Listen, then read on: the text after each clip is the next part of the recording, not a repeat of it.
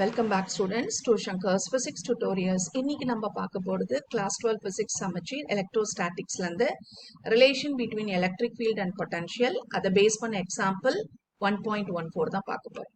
So first என்ன consider பண்ண போறோம்னா ஒரு பாயிண்ட் சார்ஜ் கன்சிடர் பண்றோம். இது வந்து ரெஸ்ட்ல இருக்கு, ஹெல்டு ஃபிக்ஸ்டுன்னு கொடுத்துட்டாங்க, ஆரிஜின்ல இருக்குன்னு கன்சிடர் பண்ணிக்கோ. இப்போ இன்னொரு சார்ஜ் என்ன எடுக்கிறேன், இதை வந்து யூனிட் பாசிட்டிவ் சார்ஜ் அப்படின்னு சொல்லுவோம். யூனிட் பாசிட்டிவ் சார்ஜ்னா என்னது, இந்த சார்ஜ் சைன் வந்து பிளஸ்ஸா இருக்கும், ஆனா அதோட மேக்னிடியூட்னா இந்த சார்ஜோட அளவு எவ்வளவு அப்படின்னா அது வந்து ஈக்குவல் டு 1 இருக்கும். அதுதான் யூனிட் பாசிட்டிவ் சார்ஜ். இப்ப சார்ஜோட யூனிட் கூலும்னா இப்ப இதோட யூனிட் 1 கூலும் நம்ம எடுத்துக்கலாம். சரியா? ஓகே. இப்போ இந்த சார்ஜ் இதுதான் சோர்ஸ் சார்ஜ்னு சொல்லுவோம். இந்த சோர்ஸ் சார்ஜ்னால வரக்கூடிய எலக்ட்ரிக் ஃபீல்ட் எந்த டைரக்ஷன்ல இருக்கு, ரேடியலி அவுட்வர்ட்ஸ். அப்போ இந்த எலக்ட்ரிக் ஃபீல்ட்ல நான் யூனிட் பாசிட்டிவ் சார்ஜை வச்சேன்னா இந்த சார்ஜ் என்ன பண்ணும், ஃபோர்ஸ் எக்ஸ்பீரியன்ஸ் பண்ணும். ரைட்டா? So force experienced by the unit positive charge எப்படி இருக்கும், k into QQ divided by R square. கேங்கிறது 1/4πε0. ரைட்டா? இது ரிப்பல்சிவ் ஃபோர்ஸ், ஏன்னா ரெண்டும் ஒரே மேக்னிடியூடா இருக்கும், சாரி ஒரே சைனா இருக்கிற பட்சத்துல ரெண்டும் ரிப்பல் ஆகும். அப்ப இந்த யூனிட் பாசிட்டிவ் சார்ஜ் என்ன பண்ணும், இந்த டைரக்ஷன்ல ரிப்பல்சிவ் ஃபோர்ஸ் இருக்கும். So force between the two charges வந்து ரிப்பல்சிவ் நேச்சர்ல இருக்கும். This is due to electrostatic force. சரியா? அப்போ இன் ஜெனரல் நான் எப்படி எழுதலாம், in terms of electric field எழுதும் போது நான் இந்த பாசிட்டிவ் சார்ஜ்னால ஒவ்வொரு பாயிண்ட்ல எலக்ட்ரிக் ஃபீல்டு இருக்கும். ஸோ நான் ஃபீல்டு ஃபோர்ஸை வந்து Q இன்டூ E அப்படின்னு எழுதுறேன். சரியா? இப்போ நான் என்ன பண்ண போறேன், இது ஆட்டோமேட்டிக்கா தானாவே ரிப்பல் ஆகி இந்த டைரக்ஷன்ல போகும். ஆனா நான் என்ன பண்ண போறேன், இந்த யூனிட் பாசிட்டிவ் சார்ஜர் டுவர்ட்ஸ் நான் பிளஸ் Q நான் மூவ் பண்ண போறேன் ஃபார் அ டிஸ்பிளேஸ்மெண்ட் dx. அப்ப நான் என்ன பண்ணணும், எனக்கு ரிப்பல்சிவ் ஃபோர்ஸ் வந்து ஆப்போசிட் டைரக்ஷன்ல இருக்கு, நான் மூவ் பண்ணக்கூடிய டைரக்ஷன் வந்து தட் இஸ் எலக்ட்ரிக் ரிப்பல்சிவ் ஃபோர்ஸோட ஆப்போசிட் டைரக்ஷன்ல நான் மூவ் பண்ண போறேன். அப்ப நான் அப்ளைடு ஃபோர்ஸ் எந்த டைரக்ஷன்ல கொடுக்கணும், எந்த டைரக்ஷன்ல நான் மூவ் பண்றேனோ அந்த டைரக்ஷன்ல நான் ஃபோர்ஸ் அப்ளை பண்ணணும். அந்த ஃபோர்ஸ் எவ்வளவு மேக்னிடியூட் இருக்கணும், இந்த அப்ளைட் ஃபோர்ஸ் எவ்வளவு மேக்னிடியூட் இருக்கும்னா இந்த ரிப்பல்சிவ் ஃபோர்ஸ்க்கு ஈக்குவலான மேக்னிடியூட்ல இருக்கணும். அப்படின்னா தான் நான் என்ன பண்ண முடியும், இந்த நெட் ஃபோர்ஸ் 0வா இருக்கும், ஆக்சலரேட் பண்ணாம இந்த சார்ஜ் நான் என்ன பண்ண முடியும், from one point to another point move பண்ண முடியும். சரியா? அப்ப force applied multiply by displacement எனக்கு என்னது, work done. For small displacement dxக்கு ஒர்க் டன் வந்து dw is equal to நமக்கே தெரியும் f into dx. ஓகேவா? இப்ப இந்த ஃபோர்ஸ் வந்து அப்ளைட் ஃபோர்ஸ். இந்த அப்ளைட் ஃபோர்ஸ் எதுக்கு மேக்னிடியூட்க்கு ஈக்குவலா இருக்கும், எலக்ட்ரோஸ்டாட்டிக் ஃபோர்ஸ்க்கு ஈக்குவலா இருக்கும். அப்பதான் பார்த்தோம் எலக்ட்ரோஸ்டாட்டிக் ஃபோர்ஸோட மேக்னிடியூட் QE. ஸோ நான் இங்க அப்ளை பண்றேன். So Q into E dx. இப்ப இந்த எலக்ட்ரிக் ஃபீல்டும் டிஸ்பிளேஸ்மெண்ட்டும் ஆப்போசிட் டைரக்ஷன்ல இருக்கிறதுனால மைனஸ். ஓகேவா? ஸோ அப்ப dw is equal to minus QE dxன்னு வரும். ஆனா Q ஓட மேக்னிடியூட் என்ன, 1. அப்ப dw is equal to minus E dx. அதுதான் உங்களுக்கு இந்த லைன்ல கொடுத்திருக்காங்க. dw is equal to minus E dx. அப்ப மைனஸ் சைன் என்ன பண்ணுது, work done against the electric field அப்படின்னு சொல்லுது. இப்ப நம்ம என்ன கண்டுபிடிக்கணும், எலக்ட்ரிக் ஃபீல்டுக்கும் இந்த பொட்டன்ஷியலுக்கும் உள்ள ரிலேஷன்ஷிப் தான் கண்டுபிடிக்க போறோம். அப்போ இப்ப இந்த dw ஓட ஃபார்முலா என்ன, முன்னாடி பார்த்தோம்ல, எந்த சார்ஜ் மூவ் பண்றோம் and then அதோட potential difference, final potential difference minus initial potential difference, VB minus VA. அப்ப இது டெல்டான்னு எழுதுவோமா, delta V. In terms of D எழுதும்போது எப்படி எழுதணும், the charge that is moved is equal multiplied by டெல்டாக்கு பதில் dV. ஏன்னா நம்ம வந்து in terms of differentiation எழுதணும். அப்ப dW is equal to Q dV. இந்த Q ஓட மேக்னிடியூட் 1. அப்ப dW எப்படி எழுதலாம், dVன்னு எழுதலாம். அதான் இந்த இடத்துல வந்திருக்கு. சரியா? 1.42க்கு முன்னாடி ஒரு லைன்ல dw is equal to dv. அப்போ எனக்கு இது ஒரு ரிலேஷன்ஷிப் இருக்கு, இது ஒரு ரிலேஷன்ஷிப் இருக்கு. நான் ரெண்டுத்தையும் ஈக்குவேட் பண்றேன். ஈக்குவேட் பண்ணா எனக்கு என்ன வரும், dv is equal to minus E dx.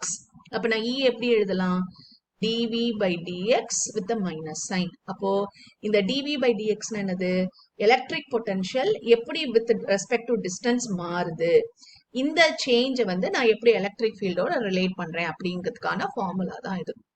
அப்ப எனக்கு எலக்ட்ரிக் ஃபீல்ட் வந்து எக்ஸ்ல மட்டும் மாறிச்சுன்னா E is equal to minus dv by dx. இப்போ எனக்கு பொட்டன்ஷியல் எல்லா டைரக்ஷன்லயும் மாறுது. ஓகே, அப்ப எலக்ட்ரிக் ஃபீல்டும் தகுந்த மாதிரி மாறுமா. அப்ப electric field in terms of vector எழுதும் போது நான் பார்ஷியல் டிஃபரன்ஷியேஷன் யூஸ் பண்றேன், minus of doe v by doe x I cap. எந்த டைரக்ஷன்ல நான் டிஃபரன்ஷியேட் பண்ண போறேன், plus doe v by dou y j cap. plus dou v by dou z k cap அப்படின்னு எழுத போறோம். சரியா? இப்ப எலக்ட்ரிக் ஃபீல்ட் ஒரே ஒரு டைரக்ஷன்ல மட்டும் மாறினா அந்த பர்டிகுலர் டைரக்ஷன், 3 டைரக்ஷன்லயும் மாறிச்சுன்னா எனக்கு எலக்ட்ரிக் ஃபீல்ட் இப்படி இருக்கு. ஓகேவா? இப்ப இதை பேஸ் பண்ண எக்ஸாம்பிள் கொஸ்டின் 1.14 கொடுத்திருக்கிற கொஸ்டின் என்னன்னா, எனக்கு வந்து பொட்டன்ஷியலோட பிளாட் கொடுத்துட்டாங்க வித் ரெஸ்பெக்ட் டு டிஸ்டன்ஸ். அதுல இருந்து எலக்ட்ரிக் ஃபீல்ட அதே மாதிரி வித் ஃபங்க்ஷன் ஆஃப் டைம் நான் வந்து படம் வரையணும். அவ்வளவுதான். இப்ப எனக்கு ஃபங்க்ஷன் தெரியும். என்ன ஃபங்க்ஷன்? எலக்ட்ரிக் ஃபீல்டும் பொட்டன்ஷியலும் ரிலேட் பண்ணக்கூடிய ஃபங்க்ஷன். அப்ப இந்த கிராஃபிக்கலா எப்படி சால்வ் பண்றது, அண்ட் தென் இந்த ஈக்குவேஷன் எப்படி யூஸ் பண்றதுன்னு பார்க்க போறோம். ஓகேவா? சோ இப்போ இந்த கிவன் கொஸ்டின்ல பொட்டன்ஷியல் வர்சஸ் டிஸ்டன்ஸ் கொடுத்துருக்காங்க. இப்ப இந்த டிஸ்டன்ஸ் வந்து என்னது? எக்ஸ். ஒரே ஒரு, அதாவது அலாங் த எக்ஸ் டைரக்ஷன் மட்டும்தான் எனக்கு இங்க பொட்டன்ஷியல் மாறுது. அப்ப நான் எலக்ட்ரிக் ஃபீல்ட நான் எப்படி எழுதலாம்? in terms of E vector is equal to minus dV by dx I cap. Ma'am அப்ப dy and அது மாதிரி dV by dy dV by dz என்ன ஆயிடும்னா 0. ஏன்னா எலக்ட்ரிக் ஃபீல்ட் எக்ஸ்ல மட்டும் தான் மாறுது. இப்ப மத்த இடத்துல எல்லாம் என்னது எனக்கு கான்ஸ்டன்டா இருக்கும். அப்ப எலக்ட்ரிக் ஃபீல்ட் ஆட்டோமேட்டிக்கலி 0. சோ நான் d ன்னு எழுதலாம், டோ ன்னு எழுதலாம். சோ நான் டிஃபரன்ஷியேஷன் பண்ண போறோம். So dV by dy and dV by dz வந்து எனக்கு 0 ஆயிடும். சரியா? ஓகே. இப்போ y and z டைரக்ஷன்ல எனக்கு எலக்ட்ரிக் ஃபீல்ட் 0 ஆயிடுச்சு. அதை பத்தி எனக்கு ப்ராப்ளம் இல்லை. ஆனா electric field along the X direction எப்படி மாறுது? இப்போ இந்த கிராஃப் பார்க்கலாம். 0ல இருந்து 1 வரைக்கும் பொட்டன்ஷியல் இன்க்ரீஸ் ஆகுது டிஸ்டன்ஸ் கூட கூட. சரியா? அப்ப இந்த 0 to 1 எனக்கு எலக்ட்ரிக் ஃபீல்ட் என்ன? 1ல இருந்து 2 வரைக்கும் பொட்டன்ஷியல் கான்ஸ்டன்ட். அப்ப அந்த எலக்ட்ரிக் ஃபீல்ட் என்ன? 4 to 5 பொட்டன்ஷியல் எனக்கு குறையுது. அப்ப அதோட எலக்ட்ரிக் ஃபீல்ட் என்ன? சோ ஃபர்ஸ்ட் வந்து 0 to 1, இங்க டிஸ்டன்ஸ் வந்து சென்டிமீட்டர்ல கொடுத்திருக்காங்க. அப்ப எனக்கு என்ன தெரியும்? v தெரியும். அப்ப e கண்டுபிடிக்கணும். அப்ப e ஃபார்முலா என்ன? minus dv by dx. ஓகேவா? எனக்கு இப்போ சேஞ்ச் இந்த பொட்டன்ஷியல் என்ன? 0ல இருந்து 25 வரைக்கும் இன்க்ரீஸ் ஆகுது. அப்ப டிஃபரன்ஸ் என்னமா? 25 minus 0 is 25. ஓகேவா? So it is minus change in the potential is 25. Unit என்ன? Volt per centimetre. ஓகேவா? சோ அப்ப எலக்ட்ரிக் ஃபீல்ட் டைரக்டா நான் வந்து minus 25 வோல்ட் பர் சென்டிமீட்டர். எந்த டைரக்ஷன்ல? எக்ஸ் டைரக்ஷன்னால I cap அப்படின்னு எழுதலாம். சரியா? அதே மாதிரி 1 to 4 சென்டிமீட்டர். இப்ப இந்த இடத்துல திரும்ப நான் எழுத போறேன். 1 to 4 சென்டிமீட்டர் எனக்கு பொட்டன்ஷியல் எவ்வளவா இருக்கு? கான்ஸ்டன்டா இருக்கு. This is a constant. அப்ப எலக்ட்ரிக் ஃபீல்ட் ஃபார்முலா என்ன? E vector is equal to minus dV by dx இருக்கு. அப்ப எனக்கு V கான்ஸ்டன்டா இருந்தா d by dx of a constant என்னது? நம்ம டிஃபரன்ஷியேஷன் ரூல்ல படிச்சிருக்கோம். கான்ஸ்டன்ட்டை டிஃபரன்ஷியேட் பண்ணா 0. அப்ப எலக்ட்ரிக் ஃபீல்ட் 0 ஆயிடும். 4 to 5 centimetre. So for 4 to 5 centimetre எனக்கு பொட்டன்ஷியல் டிராப் ஆகுது. எங்க? 25ல இருந்து 0க்கு குறையுது. அப்ப சேஞ்ச் இந்த பொட்டன்ஷியல் என்னது? minus 25. அப்ப dv by dx என்னதுமா? it is minus 25. ஏன்னா 25ல இருந்து 0. அப்ப 0 minus 25 minus 25. But electric field formula என்ன? E vector is equal to minus dv by dx. அப்ப minus of minus becomes plus ஆயிடும். So 25 volt per meter I cap. அப்ப plot of the electric field என்ன? இப்ப இதுக்கே அப்படியே electric field plotக்கு வரையணும்னா, so first 0 to 1 centimetre. அப்ப electric field எவ்வளவு இருக்கு? It is minus 25. அப்ப இந்த கிராஃப்ல நான் இத 25 எடுத்துட்டா minus 25 from 0 to 1 சென்டிமீட்டர் இருக்கும். அடுத்தது என்னது? Electric field becomes constant from 1 to 4. So 2, 3, 4. Electric field வந்து 0 ஏன்னா பொட்டன்ஷியல் கான்ஸ்டன்டா இருக்கு. அடுத்தது from 4 to 5 சென்டிமீட்டர். So 5 சென்டிமீட்டர்ல பொட்டன்ஷியல் எனக்கு குறைஞ்சிருக்கு. அப்ப எலக்ட்ரிக் ஃபீல்ட் என்னவா இருக்கு? பிளஸ் 25 இருக்கு. சோ அப்ப ரைஸ் ஆகுது. எவ்வளவு?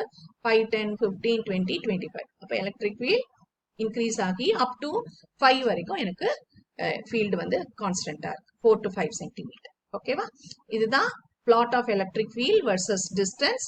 எனக்கு பொட்டன்ஷியல் தெரிஞ்சா. இதே மாதிரி கான்வர்ஸ் கேட்டா நம்ம என்ன பண்ணணும்? டிஃபரன்ஷியேஷனுக்கு பதிலா இன்டகிரேஷன் பண்ணணும். அதான். Hope இந்த வீடியோ உங்களுக்கு ஹெல்ப்ஃபுல்லா இருக்கும்னு நினைக்கிறேன். Thank you for watching this video. Keep supporting Shankar's Physics Tutorials.